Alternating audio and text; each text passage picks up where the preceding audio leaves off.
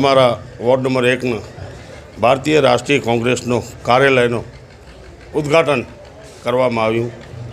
આમાં ખાસ મુખ્ય અતિથિ આદમભાઈ જાકી અને નવલસિંહભાઈ જાડેજા જે અમારા ભુજ નગરપાલિકાના પ્રભારીઓ પણ છે, એમના હસ્તે આજે આ ઉદ્ઘાટન રાખવામાં આવ્યું। મારી આવી કોઈ ઈચ્છા ન હતી કે આ વિસ્તારમાં આ રાખીએ, પણ લોકોની એવી લાગણી હતી કે કાસમભાઈ તમે કાંઈક કરો, એટલે મને રાખવી પડી કે ભાઈ લોકો કેવું છે તો આપણે જાકુભાઈને મેં કીધું કે આપણે કાર્યાલયનું ઓપનિંગ એક રાખીએ તો લોકોને ખબર પણ પડે કે આ લોકો આ પેનલમાં કોણ છે। એના માટે જ આ કાર્યાલયનું ઓપનિંગનું એક રાખ્યું। બાકી તો બધાને ખ્યાલ જ છે કે હું સવારના 2 વ્હીલરથી નીકળું વિસ્તારોમાં, ક્યાં લાઇટ નથી, ક્યાં ગટર ઉભરાય છે, ક્યાં ચેમ્બર તૂટેલી છે, ક્યાં ગટરવાળું પાણી આવ્યું હોય, એ લોકો કમ્પ્લેન કરે, એ કમ્પ્લેન હું નગરપાલિકામાં પહોંચાડું અને એના પછી એની પણ ફોલોઅપ કરું કે આ કામ થયું કે નહીં। આજે 25 વર્ષથી જે ચૂંટાવું છું એનું મુખ્ય કારણ આ છે। લોકોના કામ કરવામાં મને રસ છે અને એક મને સેવા કરવાનો આ વિસ્તારની પ્રજાએ મને આપ્યું છે, એટલે સેવા કરું છું। પણ આ વખતે મારી ઉંમર હતી એટલે મેં ના પાડી હતી કે મને આ વખતે ચૂંટણી નથી લડવું, પણ પ્રદેશના આગેવાનો અમારા કોંગ્રેસીઓ કે નહીં કાસમભાઈ તમને તો લડવી જ પડશે, કાં તો તમારા પરિવારમાંથી કોઈને લડાવો। તો પરિવારના મેં લોકોને કીધું કે ભાઈ અમને ઇન્ટરેસ્ટ નથી, તમને લડવી હોય તો લડો, અમે તમારી સાથે છીએ। આ મુદ્દા ઉપર મેં ચૂંટણી લડી। આજે લોકો કહી રહ્યા છે કે એસ્ટા ઉપર ને ઓનાને, આપણે ક્યારે એસ્ટા ચલાવી નથી, આપણી કને અત્યાર સુધી સાદો મોબાઈલ હતો, આ મોબાઈલ તો આપણી પાસે હમણાં આવ્યો છે।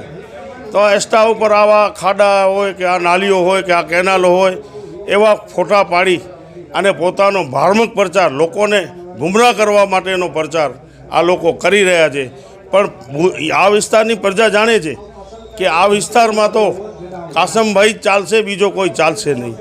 મને મારા ઘણા બધા પરિવારના લોકો હોય કે બીજા કે કાસમભાઈ આપણે લોકસંપર્કમાં હાલીએ છીએ તો કાંઈક ઢોલ નગારા વગાડીએ, તમારું એમને સ્વાગત કરે છે, તમને લોકો ચા પીવા વગર નથી જવા દેતા, આવા તમારા સંબંધ છે। જાકુભાઈએ મને કીધું કે કાસમભાઈ આવા સંબંધ છે ને તમે, મેં કીધું ગયા વખતે મેં આ ભારતીય જનતા પાર્ટીના આ ઉમેદવાર અને એમની જોડે જે બીજા ઉમેદવારો હતા એમને મેં ચેલેન્જ મારી હતી કે હું ઘરે જઈને સૂઈ રહીશ ને છતાં પણ હું મતદાનના દિવસે આવીશ ને તોય હું જીતી જઈશ અને 2000ની લીડથી જ જીતીશ। પણ મેં 2200ની લીડથી આ વખતે પણ ચૂંટણી જીતી। ત્યારે લોકોને ખ્યાલ જ છે કે જે કામ કરે એની કદર હોય।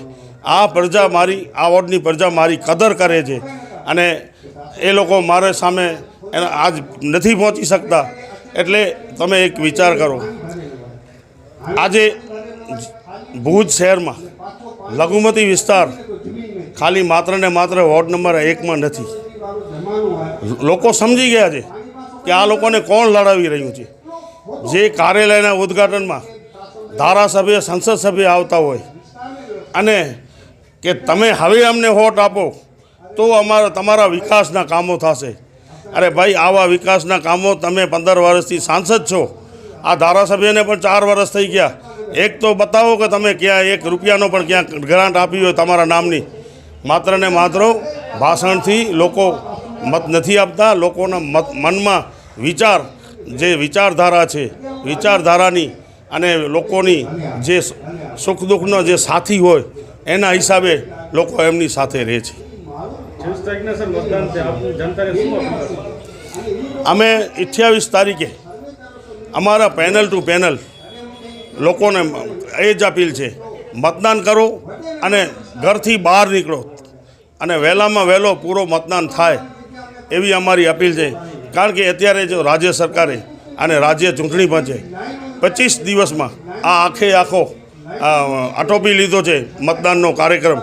ખરેખર આ વિસ્તારના 15,700 મતદારો થકી પહોંચવું પણ મુશ્કેલ છે।